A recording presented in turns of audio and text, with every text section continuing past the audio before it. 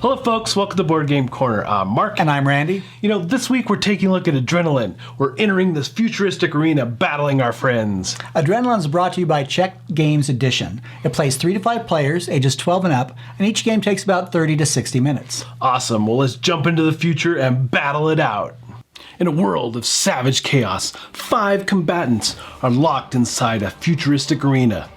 Armed with sophisticated weaponry, their mission is to kill or be killed.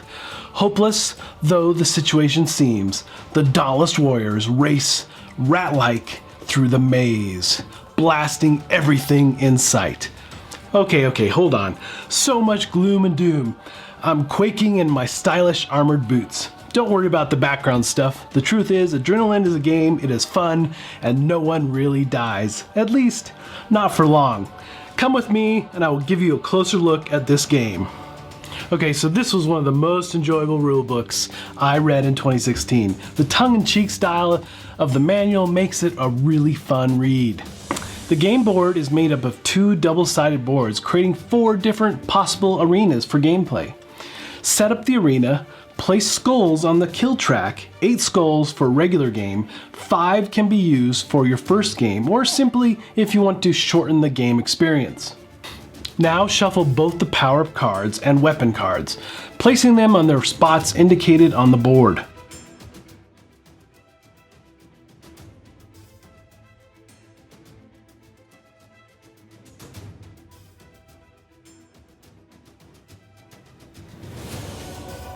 Mix up the ammo tiles and place them on the ammo spaces on the board face up.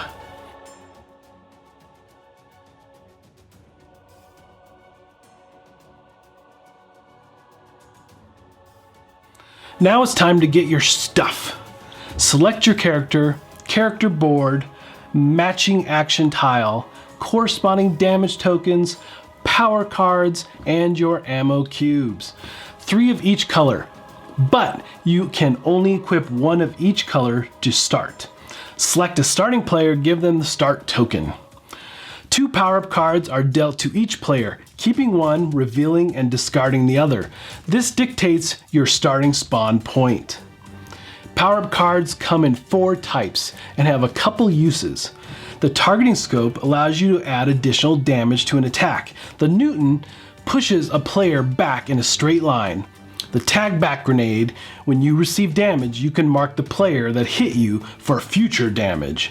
The teleporter, allowing you to move to any square in the complex. In addition, each card also has a cube at the bottom. You can discard the card and use it as ammo instead. On your turn, you can choose 2 actions.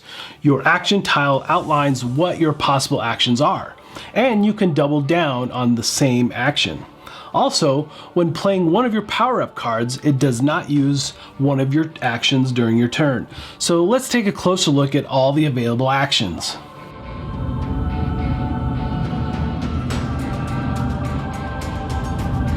Run around simply allows you to move 1 to 3 spaces or squares orthogonally.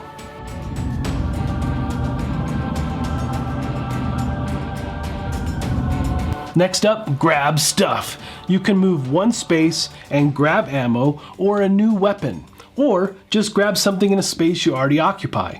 But the grab action does not allow you to pick up an item and then move. When picking up ammo tiles, you replenish your ammo box, typically 3 cubes. However, some of the ammo tiles only give you a couple cubes, but then allowing you to draw a new power-up card. Your max ammo is 9 cubes, 3 of each color.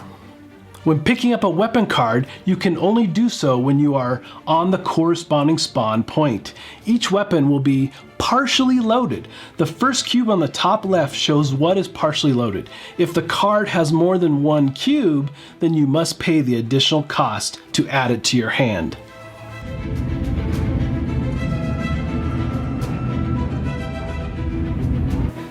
And of course, shooting your fellow players is another possible action. Play a weapon card from your hand. There are 2 types of weapon cards.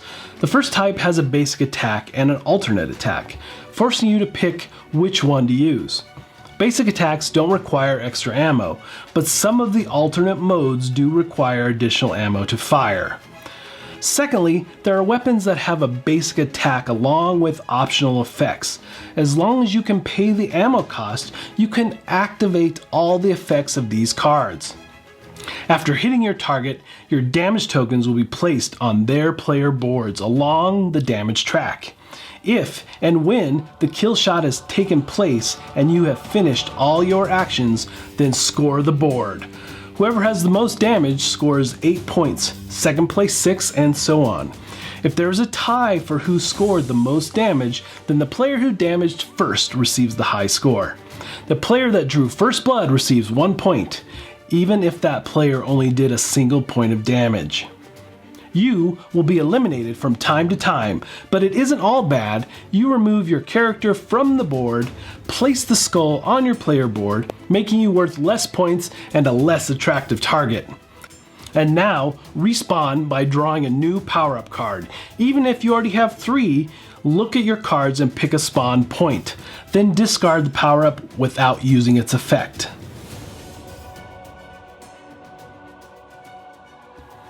Okay, so let's take a closer look at one of our favorite weapons, Thor. Thor's basic effect is to deal 2 damage to one target you can see.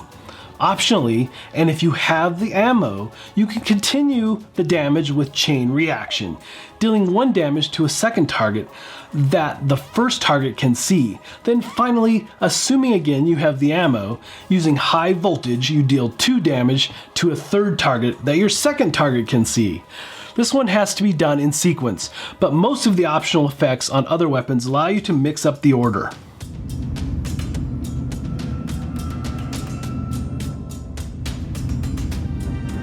Lastly, at the end of your turn, you can take this opportunity to reload. This is your only chance to ammo up before your next turn.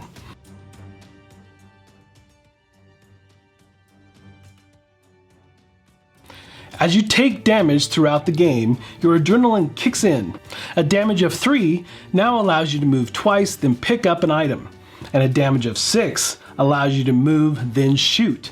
So damage isn't all bad. Note, you can only carry 3 weapon cards and 3 power-up cards at any one time. Once all the skulls have been taken from the kill track, then the final round kicks into Final Frenzy. Everyone flips over their action boards, then anyone who has 0 damage on their boards flips them over as well, making them worth less points in this final round of crazy. It's important to note, if you take your final turn before the player who started the game, you have 2 actions. Your available actions are: you can move up to 1 square, reload if you want, then shoot. You can move up to 4 squares. You can move up to 2 squares and grab something in that spot. So, if you are the starting player, or if your final turn comes after the starting player's turn, you only have 1 action. You can either move up to 2 squares, reload if you want, and then shoot. Or you may move up to 3 squares and grab something. So, if you've not guessed it by now, which you should have, the object of this game is to get the most points. Well, duh, of course the object is to get the most points. The cool part is you get points by shooting really big guns. Alright, so what do we think of this game? You know, there's a few modes that we didn't talk about in the overview. There's a bot that you can use in a game with less than 5 players, and it just runs around and each player takes control of it at one point. And there's other modes where you use turrets to battle, and there's some area control things, but we really found that the base game, just the deathmatch part of it, is really the most fun part of the game. And it moves so fast and quick. This game has a lot going for it. The artwork is beautiful, and the miniatures are amazing. And they put so many neat little details into the game, like the skulls and the cubes, for the ammo. And there's so many things about this game that I like. One of the big things about it too is that it was my #1 game I played at BGG Con 2016. And I probably played it 5 or 6 times, and almost every time somebody got up from the table and went and bought it. That's how much fun everybody was having. And I just couldn't wait to bring it out again and again and again. So this game really works for me. And, it hits a spot, right? So Right. from the old days of Unreal Tournament, those kinds of games. And, it still's got some similarities with like the modern games, Modern Warfare and all that. But really it feels more like those old school games, Quake or Unreal Tournament. And it really pulls you into that. If you were a first person shooter, doing that kind of thing, this game really simulates it so well. Yeah, and it simulates some of the older first-person shooters Yeah. better than some of the newer ones, because the older ones had these great alternative fire Right. capabilities where Yep. they were not realistic. Call of Duty actually is getting a lot of negative press these days because it's got a new one that tends to be more futuristic than Right. realistic, and the old ones tend to have all these bizarre weapons, lots of fun, and Right. that's what this is. I mean, half the fun of this game is choosing which Weapon. unreal weapon, Right, if you will, exactly. And you're which one gonna be to using. drop and pick up the Right, next exactly, one, right? yeah. And I think that's some of the fun part. Initially, when I played, we were kind of just holding on to weapons, but the more I play, I just swap out weapons all Yeah. the time because I want to do something new and different. And it just really changes up, especially like that Thor weapon, right? That has that... You hit somebody, and then their line of sight hits somebody, and their line of sight hits somebody. It's some really neat things like that.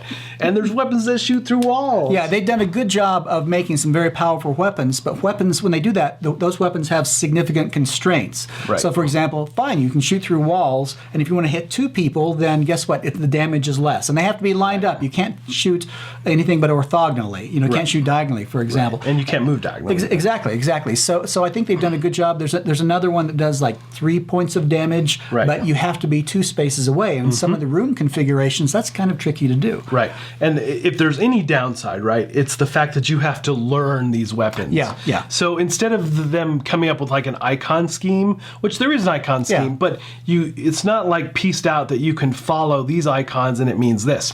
And you get familiar with Right. the icons, but you really need to read about each weapon. Now, the nice thing is, I think the ease of learning is fairly good with Yes, this. It's very not much it's not super simple, but you'll be able to be up and playing fairly quickly. Oh, yeah. But you will need the rule book near at hand. But it's only it's only It's not 4 that big. pages, Yeah, and so when you're shooting a weapon for the first time, or even the Yep. second or third, it's quick to reference pull it and that go, in. "Oh, here's how Thor works." Okay, there we go. Surprisingly, does not really slow down the game that No, much. it doesn't. It really Yeah. doesn't. And while people are doing their turns, you can just go look at the book Right. as well and plan for your future weapons, Yeah. or just reread what you're using currently. Yeah. And so that might be the only minute downside, really, Yeah. for me. And I think one of the things I found unique about the game, it's kind of this area control, but you're the area. In terms of the amount of damage you're taking. you do, everything yeah, like that. right? It's pretty neat. Now, they've done a really good job in terms of some of the mechanics. I love the fact that as you get more damaged, you get additional Yes. powers. And when you're playing, make certain you don't forget that, because it's easy to do. You're Yeah. so used to your basic powers. Replacement actions. Yeah, that when you suddenly realize, well, I can move and then shoot because I'm Right. halfway damaged. Yeah, that's Yeah. huge. Yeah, it is. Instead of just staying stationary shooting, you can actually move then shoot. So you can tell your friends, thanks very much for hitting me, because now I can move and shoot you in the face. And the other mechanic that works really well along those lines is that when you do die, Yes. and are eliminated for a brief moment, and that's the thing, you're not out of the game for long. Right. But when you're eliminated, your character is now worth less points next time you spawn back on the board. So it prevents people from ganging up on you. It's so fantastic. Because all of a sudden, the person who's killing everyone else is worth more than all the people who've died before. So I think they've done an excellent job with those yeah. mechanics. Now, I have heard that they base this on a Euro. They start with a Euro construct. And if you have heard that, I want the Euro fans out there to understand, have realistic expectations that there's very little remaining of the Euro foundation in this. But there is no dice. There are no dice. There is no trading in the Mediterranean. That's right. That's not a negative about it. No, But not at all. Like the thing The is, game is fast-paced. It's fast, but you don't have multiple paths to victory. You don't have paths that aren't conflicting or Right. conflictual, if you will. Yeah. The only way you're going to make points in this is shooting other people. There's not. Well, if I go around and tag all these spawn points, then I get points points for that. You don't. Right. Okay, it's shoot other people or lose the game. And basically. there's some of that in the other modes that you can play, but still, those just are not as fun as the deathmatch as part. the deathmatch. Yeah, So, I would agree with yeah. that. You won't find any health packs in this game. Right. In general, when you're playing a first-person shooter, you're trying to find those things so you get a little bit more of a chance. You won't find them in the game. There's no health. Yeah, so that does diminish the theme a little bit, but the Yeah, same it token, does. that means we're all on the verge of dying, and that makes things go a lot faster. Right. So this game gets pretty high marks from me. I feel the theme is really high. It really throws me back to those Unreal Tournament days, And as a video game player, that really comes across really well in this board game. It just really sucks me in. They do well. Yeah. And so I'm going to give it high marks. It's going to get a 3.5 out of 4 corners. And I think it's an exceptional game, and it almost scored 3.5, Right. but it hit 3.0. And Okay. just one little notch away I from know. 3.5. I was a similar situation, right? Yeah. Because I'm somewhere between 3.0 and 3.5. Yeah. But I feel like the fun factor for me just pushed it to the 3.5. And I can understand that, yeah.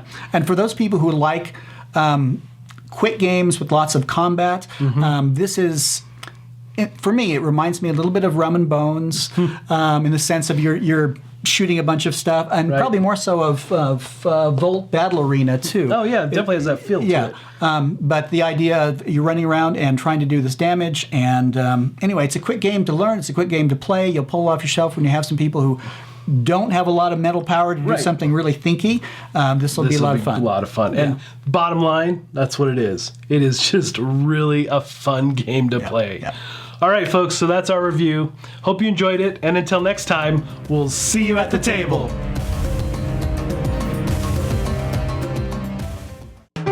Thanks so much for watching the Dice Tower videos. Find more great videos and reviews, as well as our top-rated audio podcast at Dicetower.com. You can also find other great shows at Dicetowernetwork.com. I'm Eric Summerer, and you've been watching The Dice Tower. The Dice Tower is sponsored by Cool Stuff Inc., where you can find great games for great prices. Cool stuff in stock. Check them out at CoolStuffInc.com.